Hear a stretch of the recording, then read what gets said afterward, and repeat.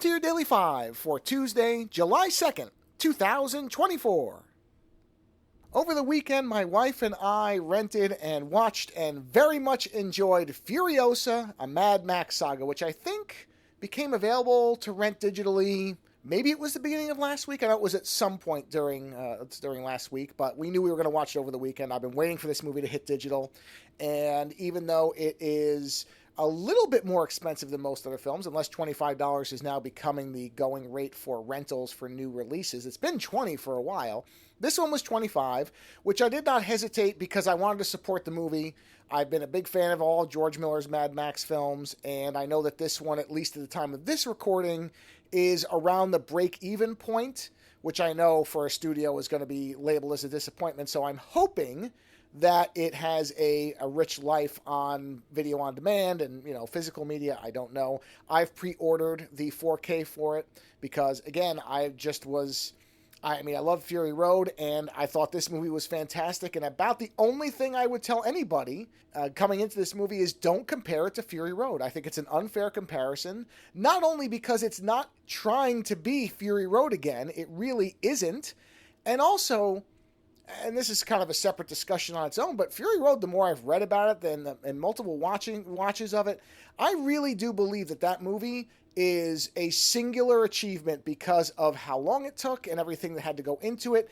And I frankly think a lot of people involved in that movie, I think deep down they never thought they were going to make another one. And I think that they put probably an unhealthy amount of effort into that film, which resulted in a masterpiece, but is not something that we should really be expecting over and over and over again. And honestly, again, Furiosa is telling the backstory. From what I've read, this was all the story that was leading up to Fury Road that George Miller and others have constructed so that when they got to Fury Road, all the characters were well established. Everybody knew the motivations. And it feels like that. It's a really, really well-told origin story for a character that we certainly learned a lot about Furiosa in Fury Road just by watching her actions, and that's great. But this really lays out everything that led up to where she literally leads up to Fury Road. And I think it is spectacular. But it is a different film. And that's the thing. It's the reason, even outside of the excellence that is Fury Road, just the way that Fury Road is structured as a movie is almost completely the opposite here. This is storytelling. This is world building. This is, in a way that most filmmakers fumble, this is filling it. I mean, we could just look at the Star Wars prequels for evidence of this.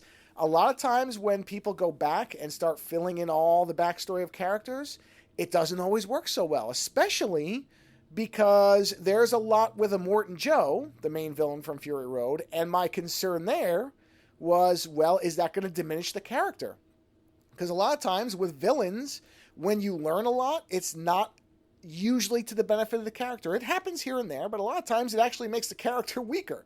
And I'm glad that they did not emphasize the humanity of the character. They didn't try to humanize Immortan Joe at all.